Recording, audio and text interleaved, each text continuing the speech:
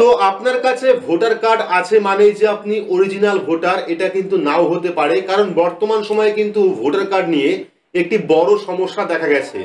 তো কয়েকদিন আগেই কিন্তু মুখ্যমন্ত্রী এই নিয়ে বলেছেন, তারপরেই কিন্তু ইলেকশন কমিশনের পক্ষ থেকে একটি বিবৃতি প্রকাশ করা হয়েছে। তো ভিডিওটি আপনাদের প্রত্যেকেরই কাজে আসবে, একটু সময় নিয়ে শেষ পর্যন্ত দেখবেন, কারণ অনেক গুরুত্বপূর্ণ তথ্য আপনারা জানতে পারবেন। তো সমস্যাটা কি হয়েছে, আপনি ধরুন পশ্চিমবঙ্গবাসী এবং আপনার কাছে ভোটার কার্ড রয়েছে। এই যে ভোটার কার্ড রয়েছে, এই ভোটার কার্ডে একটি নাম্বার থাকে।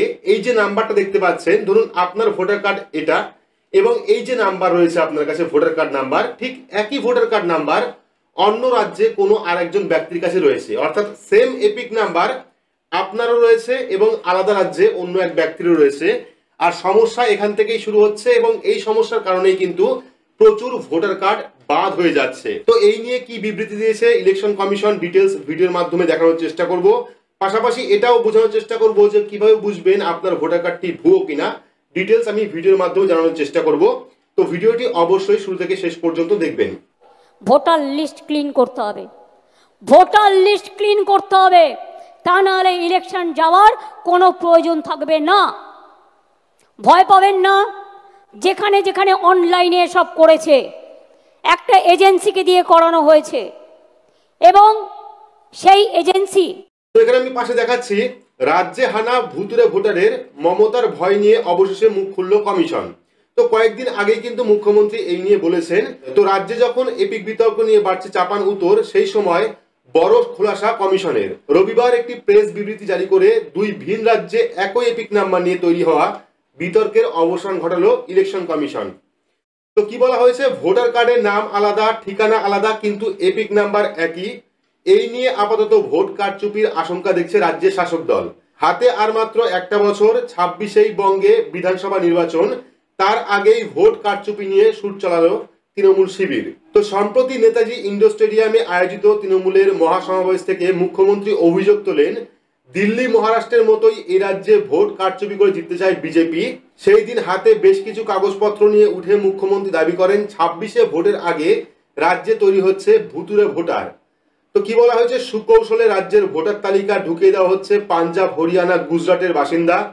দেখা গিয়েছে রাজ্যের বাসিন্দাদের ভোটার কার্ডের এপিক নাম্বারের সঙ্গে মিল থাকছে ভিন রাজ্যের অন্য কোনো ব্যক্তির। অর্থাৎ আপনার কাছে যে ভোটার কার্ড রয়েছে, সেই ভোটার কার্ডের যে নাম্বার রয়েছে, ঠিক একই নাম্বার অন্য রাজ্যে আরেকজন ব্যক্তির কাছেও রয়েছে, অর্থাৎ একই এপিক নাম্বার রয়েছে। আর এই নিয়ে কিন্তু বিতর্ক শুরু হয়েছে। উল্লেখ্য, রাজ্যে এখন এপিক বিতর্ক নিয়ে বাড়ছে চাপানুতোর। সেই সময় বড় খোলাসা করলো কমিশন। রবিবার একটি প্রেস বিবৃতি জারি করে দুই ভিন রাজ্যে একই এপিক নাম্বার নিয়ে তৈরি হওয়া বিতর্কের অবসান ঘটালো তারা। তো কি বলেছে, এদিন নির্বাচন কমিশন সাফ জানিয়েছে, একই এপিক নাম্বারে দুই রাজ্যে ভোটার থাকা মানেই ভুয়ো ভোটার নয়।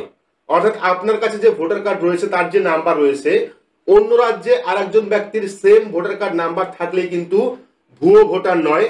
এপিক কার্ডে আলফা নিউমেরিক নাম্বার এক হলেও কার্ডের অন্যান্য তথ্য যেমন ভোটারের নাম, ব্যক্তিগত তথ্য, বিধানসভা কেন্দ্র, পোলিং বুথ সব আলাদা থাকে। অর্থাৎ আপনার ভোটার কার্ডের নাম্বার এক হতে পারে, কিন্তু আপনার যে ভোটার কার্ডের তথ্য সেটা কিন্তু আলাদা।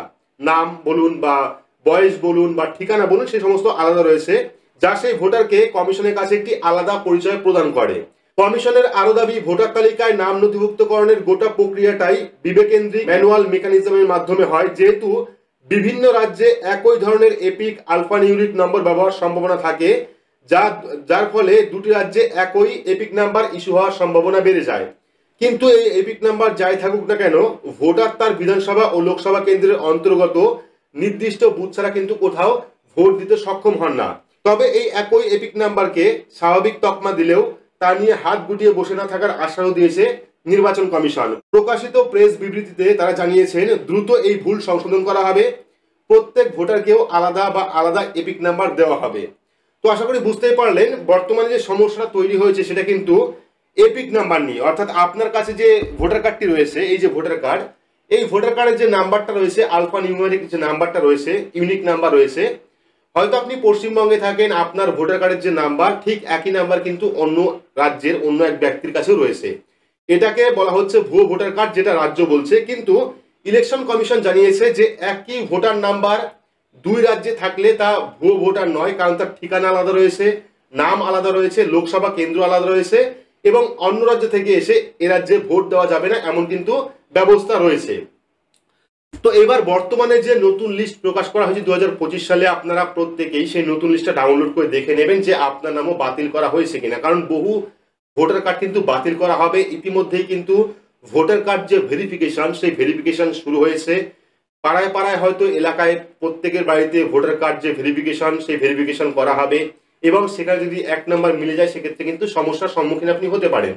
সেক্ষেত্রে আগে থেকেই আপনার যে ভোটার লিস্ট রয়েছে, আপনার বিধানসভা বা আপনার বুথের যে লিস্ট রয়েছে, সেই লিস্টটা আপনারা অবশ্যই ডাউনলোড করে নেবেন এবং দেখে নেবেন যে আপনার নামটিও বাতিল করা হয়েছে কিনা বা ভোটার লিস্টে আপনার নাম রয়েছে কিনা।